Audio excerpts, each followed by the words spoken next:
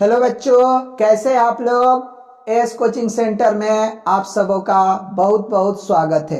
आज हम लोग क्लास 12 का फिजिक्स का ऑब्जेक्टिव क्वेश्चन VVI देखेंगे जो एग्जाम 2023 में आने की संभावना है। चलिए स्टार्ट करते हैं। अब हम लोग पहला क्वेश्चन है, प्लांक स्थिरांक की विमा क्या है। तो सबसे पहले प्लांक स्थिरांक जो है मैक्स प्लैंक इसका पूरा नाम था, और इन्होंने बताया था कि जो फोटोन की एनर्जी है h न्यू के बराबर होता है। इस h को ही प्लैंक कांस्टेंट बोलते हैं, यानी प्लांक स्थिरांक बोलते हैं। तो यहां से इसकी बीमा पूछ रहा है h का, तो h बराबर हम लोग लिख सकते हैं E बटे न्यू। न्यू जो है आपकी फ्रीक्वेंसी है, तो यहाँ पे बीमा लिख लीजिए। एनर्जी की बीमा आपको पता होनी चाहिए, mL² T-2। ये बाबू एनर्जी की बीमा है, और इसकी बीमा जो होती है फ्रीक्वेंसी आवृत्ति की T के पावर -1। अब इसको ऊपर भेज दीजिए, mL² T-2। ये ऊपर जाएगा तो बाबू प्लस में हो जाएगा। अब देख लीजिए कितना आ रहा है, mL² T-1। देख लीजिए पहला ऑप्शन ही आपका क्या है बाबू, सही है, mL² T-1। ये आपका करेक्ट आंसर होगा। दूसरा क्वेश्चन है आपका, यदि दो आवेशों के बीच की दूरी दुगुनी कर दी जाए तो उसके बीच लगने वाला बल क्या हो जाएगा।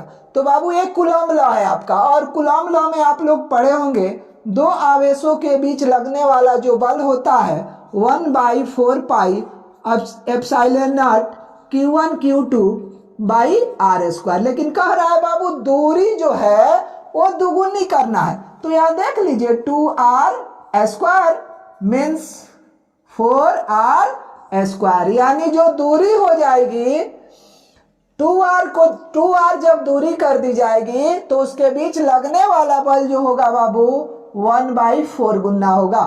कितना, 1/4 गुना होगा। चलिए अब थर्ड क्वेश्चन देखिए, किसी आवेशित खोखले चालक के अंदर विद्युत क्षेत्र की तीव्रता क्या होती है।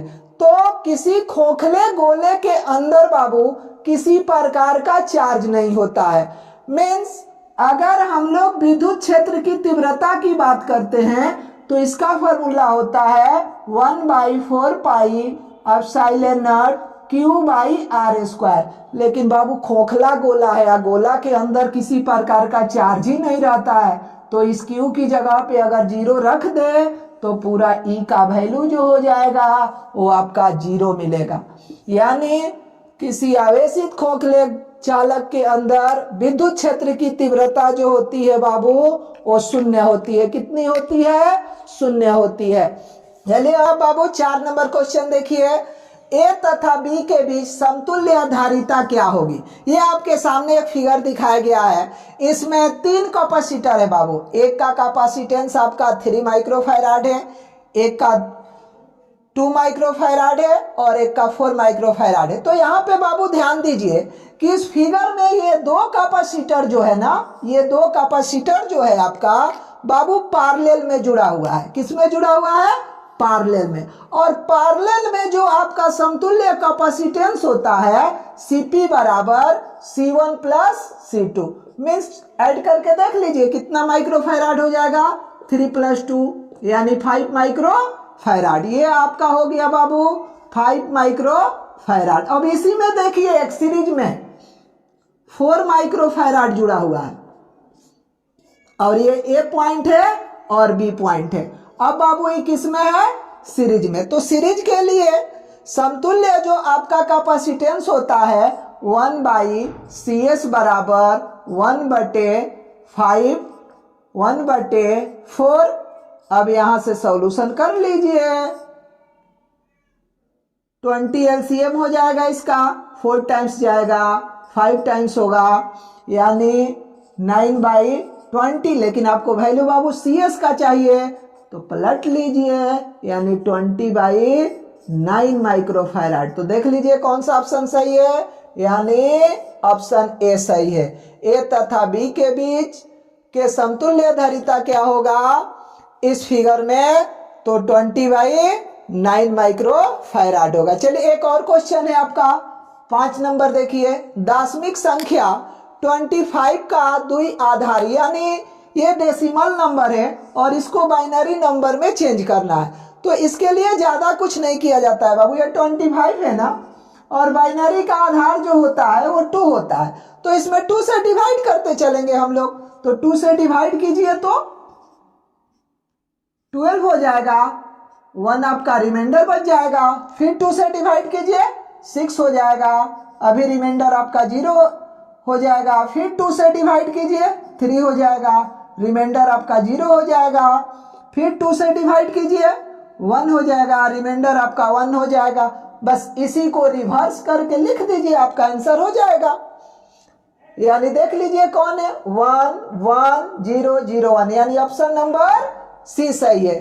चलिए 6 नंबर क्वेश्चन देखिए आप, कह रहा है स्वप्रेरकत्व का एसआई मात्रक होता है। स्वप्रेरकत्व यानी सेल्फ इंडक्शन, तो इसका बाबू एसआई मात्रक जो होता है हेनरी, चाहे म्यूचुअल इंडक्शन हो, अनुन्वय प्रेरण या स्वप्रेरकत्व, इसका एसआई मात्रक जो होता है हेनरी होता है।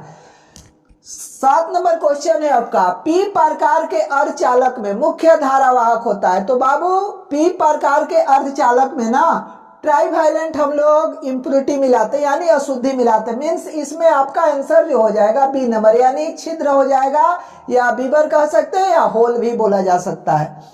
एन प्रकार के अर्धचालक में मुख्य धारावाहक जो होता है आपका, इसमें बाबू इलेक्ट्रॉन होता है, क्योंकि एन प्रकार के अर्धचालक में पेंटावैलेंट इम्प्योरिटी यानी अशुद्धि मिलाते हैं।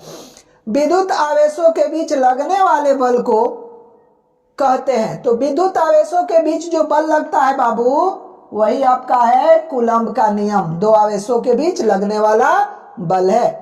लेंज का नियम संबंध होता है बाबू, ये कई बार आता रहता है ये क्वेश्चन, ये लेंज का नियम जो होता है ऊर्जा से संबंधित होता है। अब यहाँ देखिए, यहाँ अधिकतर बच्चे फंस जाते हैं, आदर्श वोल्ट मीटर का प्रतिरोध होता है। तो देखिए ऐसे वोल्ट मीटर का प्रतिरोध पूछा जाए ना, तो आप लोग कह सकते हैं बहुत ज्यादा, लेकिन आइडियल लग जाए, आदर्श लग जाए, तो वहां पे बहुत ज्यादा ना अनंत होता है उसका। सेम वही नीचे वाला क्वेश्चन जो 12 नंबर है, आदर्श ए मीटर का प्रतिरोध होता है, तो ऐसे आदर्श ए मीटर का प्रतिरोध जो होता है बहुत कम होता है, लेकिन आदर्श आ गया मीन्स कह दीजिए अब क्या, आदर्श ए मीटर का प्रतिरोध जो होता है आपका 0 होता है।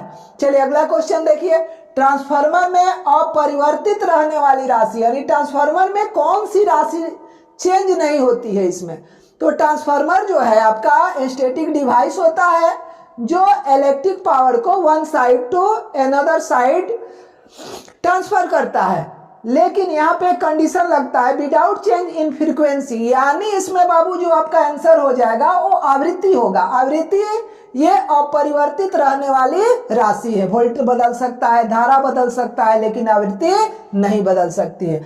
अब देखिए यहाँ विद्युत प्रतिरोधकता का मात्रक क्या होता है। तो विद्युत प्रतिरोधकता का मात्रक बाबू रो से हम लोग सूचित करते हैं, किससे, रो से। या रो होता क्या है, पहले देखिए पढ़े होंगे, R directly proportional L, R inversely proportional A. अब इसको मिला देते हैं ना, तो आर डायरेक्टली प्रोपोर्शनल एल बटे ए, यही डायरेक्टली प्रोपोर्शनल हटाते हैं तो हम लोग रो यहाँ देते हैं, यही रो जो होता है आपका बाबू प्रतिरोधकता होता है। और इसका एसआई मात्रक अगर निकालना हो तो आर ए बटे एल हो जाएगा। तो आर का तो पढ़े होंगे ओम, एरिया का मीटर स्क्वायर, एल का मीटर, यानी 1 मीटर से 1 मीटर कैंसिल, तो क्या बच गया बाबू, ओम मीटर। यानी विद्युत प्रतिरोधकता का एसआई मात्रक जो होता है ओम मीटर होता है। अगला क्वेश्चन 15 नंबर देखिए, लास्ट क्वेश्चन, गैल्वेनोमीटर की सहायता से किसकी माप की जाती है। तो गैल्वेनोमीटर ए मीटर से भी करंट मेजर किया जाता है, लेकिन गैल्वेनोमीटर से स्मॉल करंट रहेगा तो भी पता चल जाएगा। मीन्स गैल्वेनोमीटर से किसकी माप की जाती है, धारा की माप की जाती है। उम्मीद करता हूं कि ये जितना आपका ऑब्जेक्टिव क्वेश्चन पढ़े होंगे अच्छा से समझ में आ गया होगा। अगर आपको बाबू ये ऑब्जेक्टिव क्वेश्चन क्लियर हो गया होगा तो इसको ज़्यादा से ज़्यादा शेयर करें और लाइक करें और सब्सक्राइब करें।